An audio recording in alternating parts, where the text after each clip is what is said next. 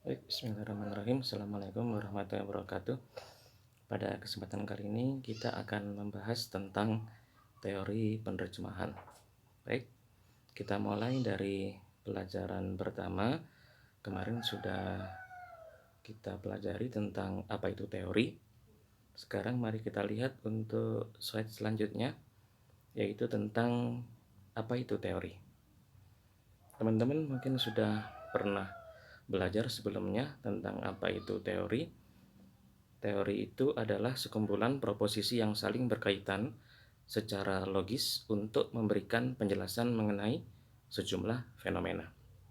Ini menurut pendapat dari Lianggi dan Krimastoyo. Jadi dalam teori itu ada 3 macam variabel. Yang pertama terkait dengan proposisi, yang kedua terkait dengan logis, dan yang ketiga terkait dengan fenomena. Jadi untuk mendefinisikan apa itu teori, ada 3 kata kunci yang harus teman-teman ketahui. Yang pertama adalah proposisi, yang kedua adalah logis, dan yang ketiga adalah fenomena. Oke. Dalam kesempatan kali ini kita akan mempelajari tentang teori penerjemahan. Khususnya nanti data tersebut akan kita gunakan untuk menganalisis data yang berupa bahasa Arab. Oke, untuk selanjutnya, proposisi itu apa? Proposisi adalah rancangan usulan, ungkapan yang dapat dipercaya, disangsikan, disangkal, atau dibuktikan benar tidaknya. Adapun logis adalah sesuai dengan logika, benar menurut penalaran, dan masuk akal. Terakhir, fenomena. Fenomena adalah hal-hal yang dapat disangsikan dengan panca indera dan dapat diterangkan serta dinilai secara ilmiah. Seperti kita ketahui ada fenomena alam, gejala, sesuatu yang luar biasa, fakta, dan kenyataan. Oke, selanjutnya teori dalam bahasa Arab disebut dengan nadhoriyatun. Theory dalam bahasa Inggris, atau yang selama ini kita kenal dengan nadhoriyatun dalam bahasa Arab, definisinya adalah explanation of something which has not been proved but which you believe is right. Dari definisi ini kita bisa melihat bahwasanya teori adalah sebuah explanation, sebuah penjelasan tentang sesuatu yang mungkin harus dibuktikan, tapi kita percaya bahwasanya akan keberadaan atau kebenarannya.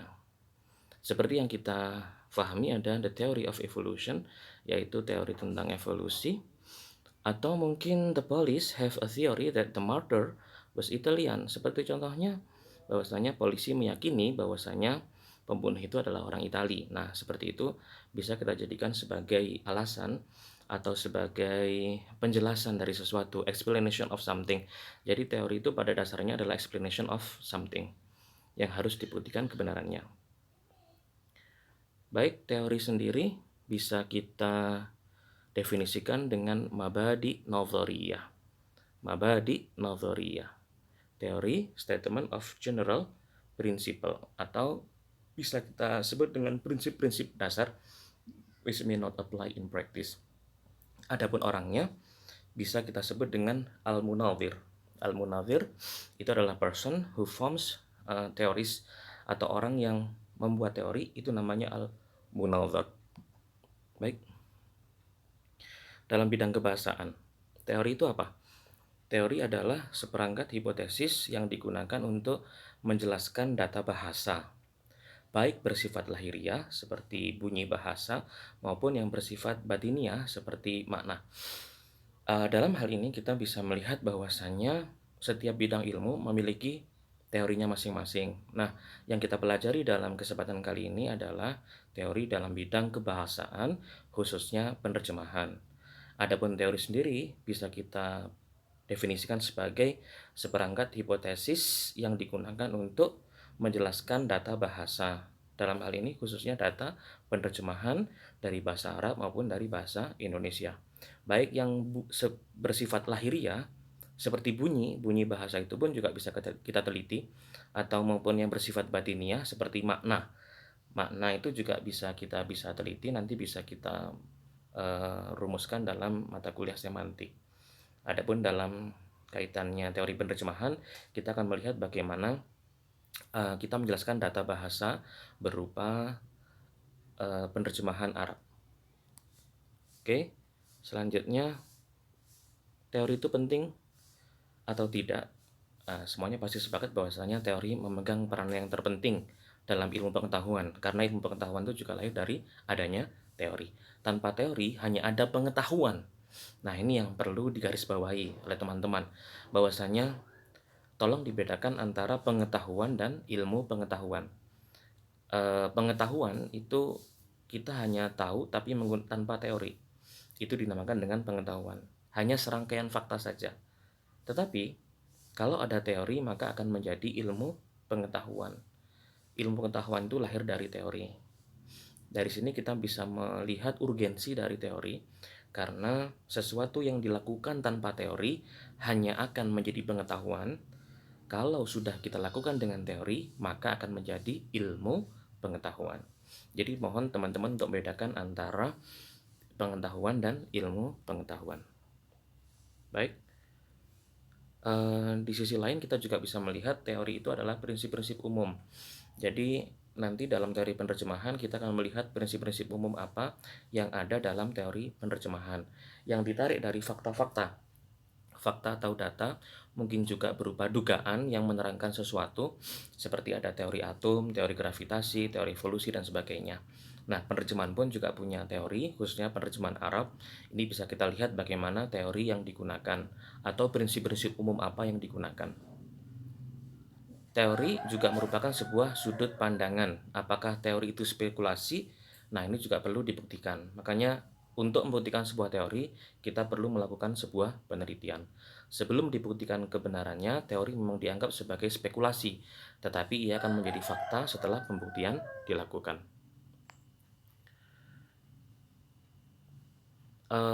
Yang perlu diperhatikan adalah teori itu bukanlah pengetahuan yang sudah pasti, melainkan harus dianggap sebagai petunjuk hipotesis. Maka dari itu kita harus melakukan sebuah penelitian, karena dengan penelitian kita bisa membuktikan bahwasanya teori itu benar atau salah.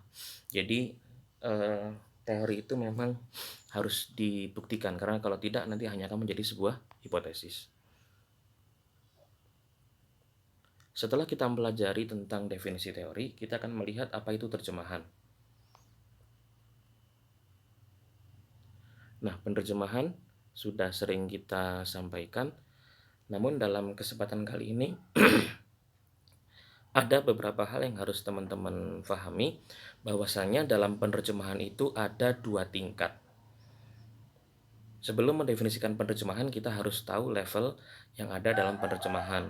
Level yang pertama namanya tingkat pengungkapan, atau sering disebut dengan level of expression. Level yang kedua namanya tingkat isi atau level of content. Contoh, this is a table. Ini adalah meja. Nah, berbeda tingkat pengungkapan bentuknya, tapi pada tingkat isi maknanya sama. Nah, apabila kita sudah memahami dua tingkat ini, maka kita akan bisa mendefinisikan sebenarnya apa itu penerjemahan. Jadi, untuk mendefinisikan sebuah definisi dari penerjemahan, kita harus melihat dulu dari dua level ini. Level of expression dan level of content. Dari dua contoh di atas, yaitu this is a table, ini adalah meja, secara konten sama-sama ingin menunjukkan bahwasanya ini adalah meja, tapi orang Inggris dan orang Indonesia memiliki ekspresi yang berbeda. Nah, dari sini kita bisa mendefinisikan apa itu penerjemahan. Adapun dalam penerjemahan itu juga nanti ada dua teks dalam penerjemahan. Yang pertama adalah teks asli yang disebut dengan teks sumber, dan yang kedua disebut dengan teks terjemahan. Dalam proses penerjemahan tidak luput dari dua teks ini. Jadi selain level of content dan level of expression tadi, penerjemahan juga harus memperhatikan adanya dua teks asli atau sering kita sebut dengan teks sumber, dan teks kedua yang disebut dengan teks terjemahan. Terjemahan adalah, nah dari sini kita akan bisa mendefinisikan apa itu penerjemahan. Terjemahan adalah proses penggantian teks dalam bahasa sumber atau source language dengan teks dalam bahasa sasaran atau target language (BSA) tanpa mengubah tingkat isi teks. Karena tadi kita di awal sudah mendefinisikan bahwasanya ada dua level. Yang pertama level of expression dan yang kedua adalah level of content. Jadi untuk tingkat ekspresi itu mungkin berbeda tapi tingkat isinya sama. Nah, dari sini kita bisa melihat bahwasanya tingkat isi tidak dirubah. Kami ulangi lagi bahwasanya terjemahan adalah proses penggantian teks dalam bahasa sumber atau source language dengan teks dalam bahasa sasaran atau target language yang sering kita singkat dengan BSA.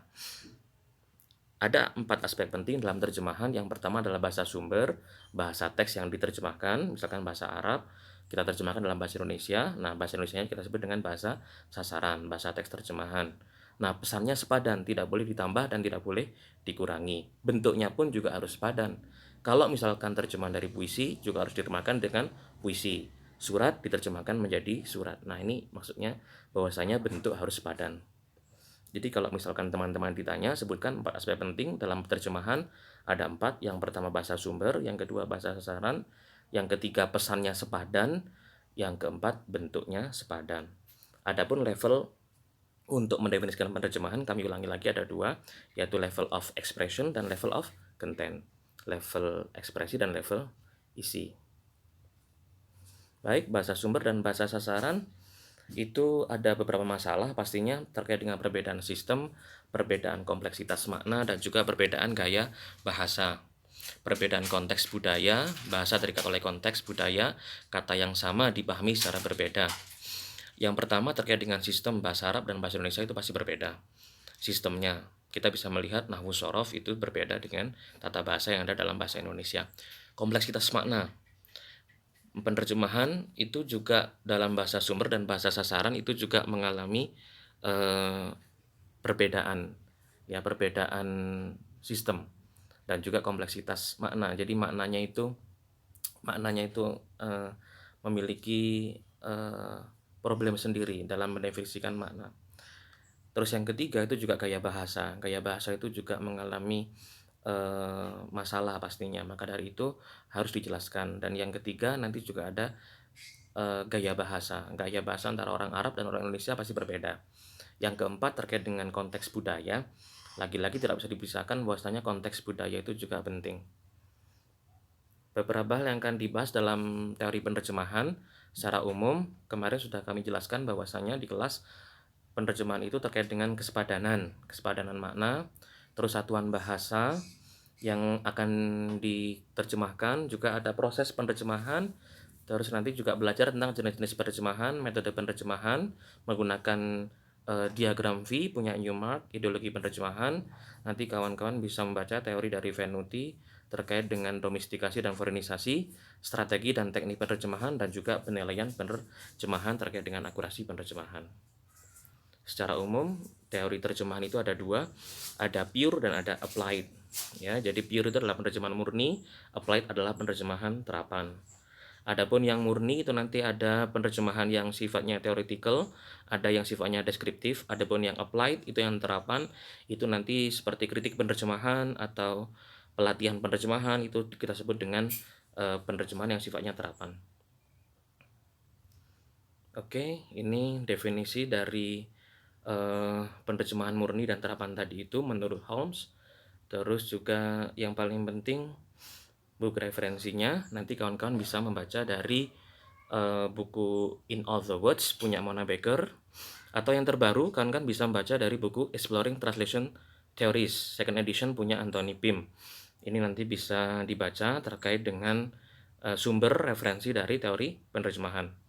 Yang paling Indo adalah buku dari Newmark, yaitu A Textbook of Translation. Terus nanti juga ada ensiklopedia penerjemahan, itu punya Mona Baker juga, ini yang terbaru, third edition.